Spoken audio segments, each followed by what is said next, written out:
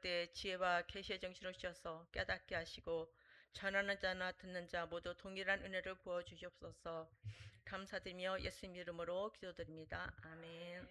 오늘 저는 그리스도인의 성장과 성숙이라는 제목으로 함께 은혜 나누기를 원합니다. 에베소서는 사도 바울이 로마 1차 투옥 때 기록된 것으로 골로새서 비슷한 시기에 썼습니다. AD 60년에서 61년 사이에 쓰여졌는데 에베소서를 쓴 목적은 성도들의 성령을 통해서 하나님 부르신 소망이 무엇인지 알게 하고 또 교회와 그리스도 관계를 몸과 건물 또 그리스도의 신부로 표현하면서 교회 안에서 그리스도의 관계에 대해서 강조하기 위해서 썼습니다. 그 중에서 오늘 읽은 본문은 교회와 그리스도인의 관계에서 대한 그런 내용입니다. 이 세상에 살아있는 건 다 성장을 하죠.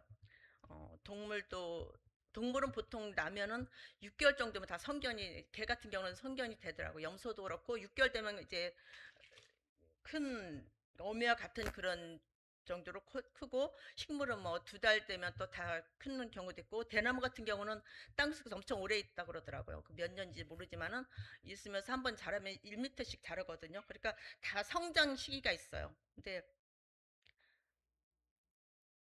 사람은 갓난아기부터 성장할 때 거의 20년이 걸리잖아요. 그리고 다른 동물이나 뭐 식물 같은 거 성숙이라는 말을 안 쓰는데 이제 과일 같은 건 읽는다고 숙성이라고는 말을 쓰지만 성숙이라는 말은 쓰지 않습니다. 근데 사람은 나이가 들어도 그대로 이제 자라지도 못하고 그대로 있다면 정상인이 아니죠.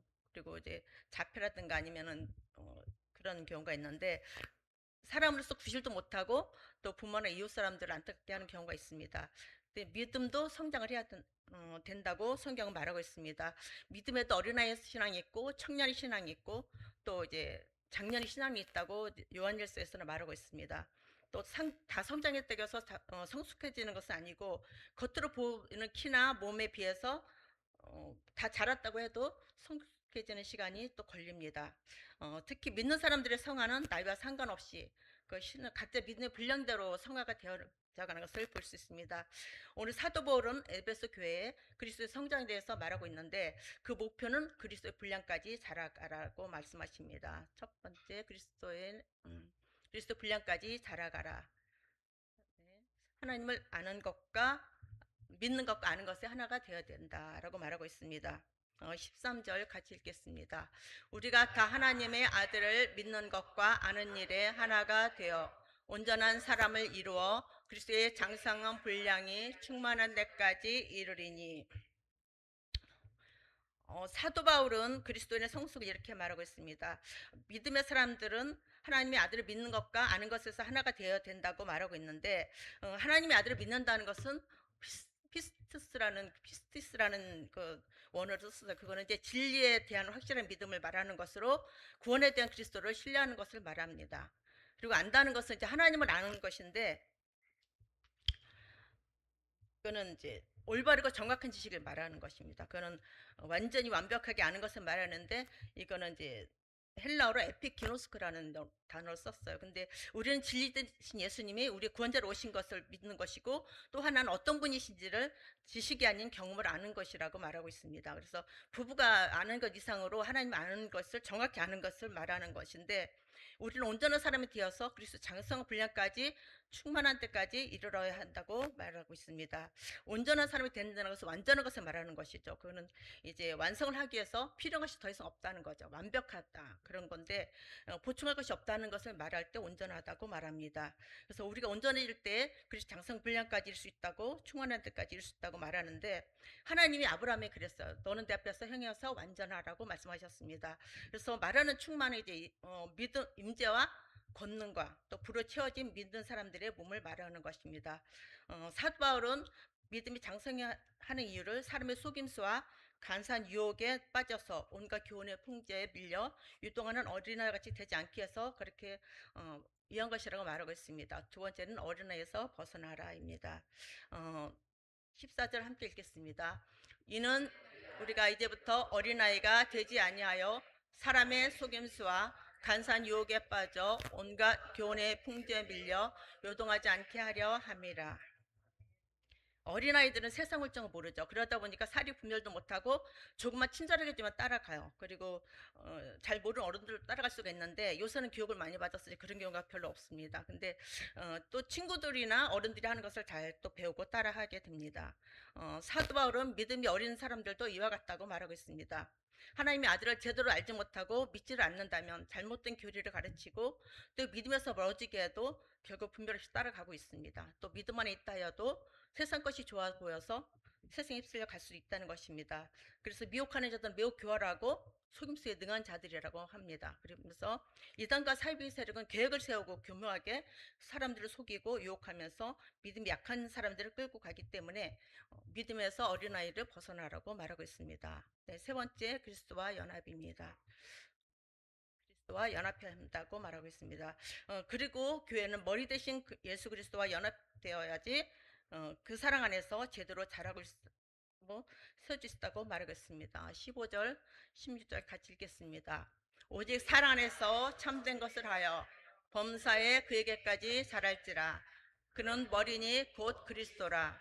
그에게서 온몸이 각 마디를 통하여 도움을 받음으로 연결되고 결합되어 각 지체의 분량으로 역사하여 그 몸을 자라게 하며 사랑 안에서 스스로 세우느니라.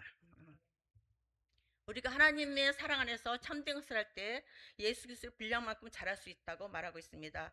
교회 지체되는 우리는 머리 대신 예수 그리스도와 또 연합해서 온몸에 서로 연결되고 결합될 때 예수 그리스도의 생명을 공급받고 그 몸을 자라게 하며 그 상황에서 스스로 세우게 된다고 말하고 있습니다.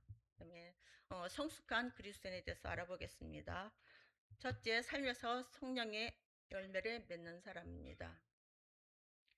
성숙한 사람은 성령 충만한 사람으로 항상 주님과 연합해서 동행함으로 삶의 저절로 성령의 열매를 맺게 됩니다. 갈라디아서 5장 22절 24절 읽겠습니다. 오직 성령의 열매는 사랑과 희락과 화평과 오래 참음과 자비와 양선과 충성과 온유와 절제와 이 같은 법을 금지할 법이 없느니라. 성숙하다는 것은 여기서 인격의 완성을 말하는 것이죠. 성장 겉으로 보이지만은 성숙은 내면의 상태를 말합니다. 어른이 되어서도 성숙하지 못한 사람은 이제 많은 사람을 힘들게 하고 다치게 하고 상처를 줍니다. 근데 은사자들이 넘어지기도 하고 이제 신앙인들이 세상 지탄을 받는 이유는 겉으로 드러난 능력이나 이치나 또 규모에 비해서 그 내면이 잘 다듬어지지 않았기 때문입니다.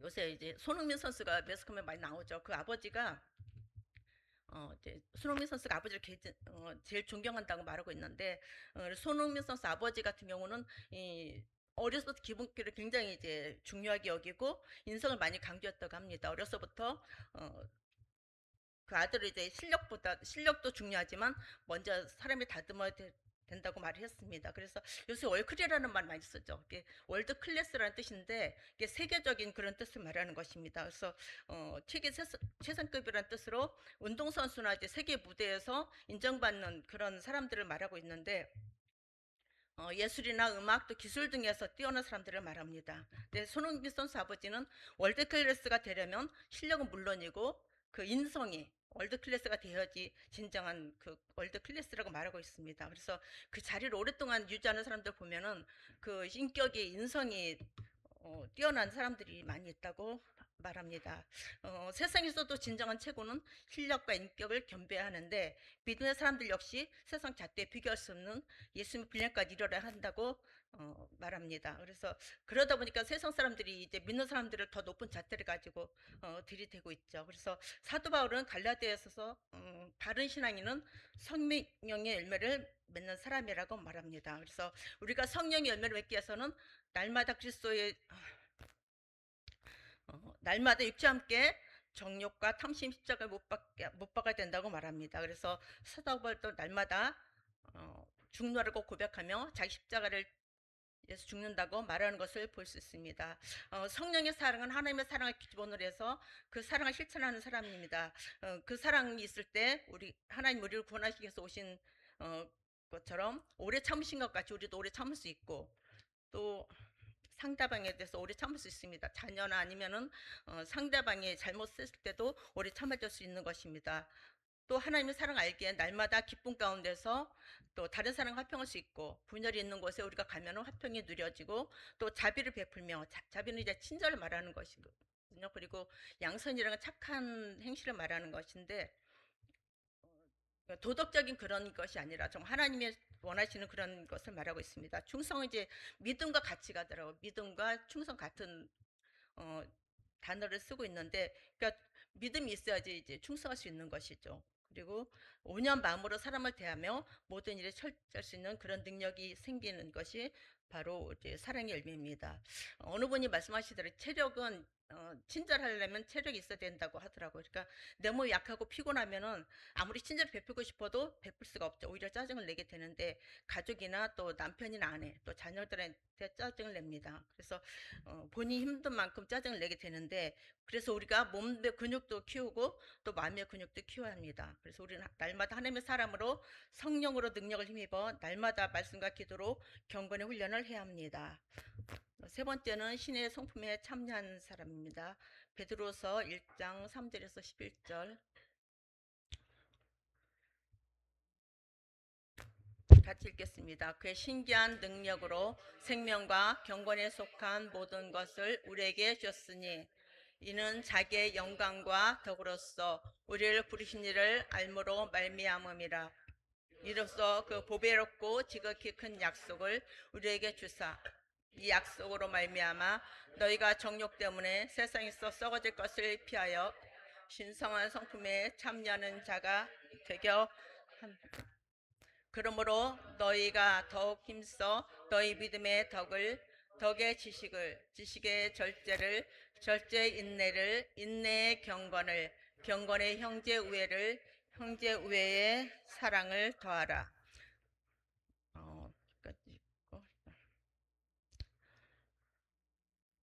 여기서 말하는 신성한 성품은 아버지와 아들과 성령의 삼일체 하나님의 성령과 기질을 말하고 있습니다. 그러니까 신의 성품이라는 게 하나님의 마음을 말하는 거죠. 그리고